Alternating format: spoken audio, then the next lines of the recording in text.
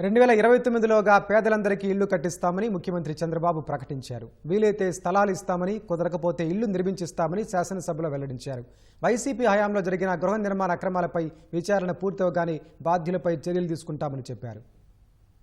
29 లోపల అందరికీ ఇంటి జాగా ఇవ్వాలని, పట్టణ ప్రాంతాల్లో 2 సెంట్లు, గ్రామీణ ప్రాంతాల్లో 3 సెంట్లు, ఎక్కడన్నా కానీ ఇంటి జాగా దొరకకపోతే అపార్ట్మెంట్స్ కూడా కట్టించి అందరికీ ఇల్లు ఇవ్వాలనేది ఈ ప్రభుత్వం యొక్క డెసిషన్ అని చెప్పి కూడా నేను మీకు తెలియజేస్తున్నా. ఉగాది కంటే 2 రోజుల ముందు 3 లక్షల ఇండ్లు గృహ ప్రవేశాలు చేస్తామని చెప్పి మీకు అందిస్తున్నా.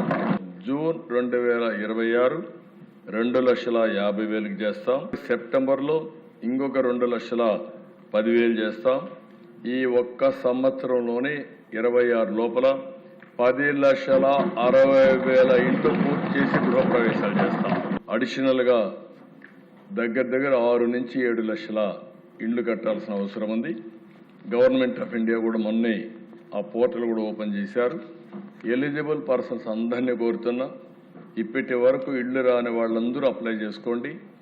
ఇల్లు లేని వారందరికీ ఇళ్లు కట్టించే బాధ్యత అటు కేంద్రం ఇటు రాష్ట్రం 2 ప్రభుత్వాలు తీసుకుంటామని హామీ ఇస్తున్నా. ఈ ప్రభుత్వ విధానం ఒకటి, పేదవాళ్ళందరికీ ఇల్లు కట్టించాలని, ఒక భద్రత, ఒక భరోసా ఇవ్వాలని ఆలోచనతో ముందుకు పోతున్నాం.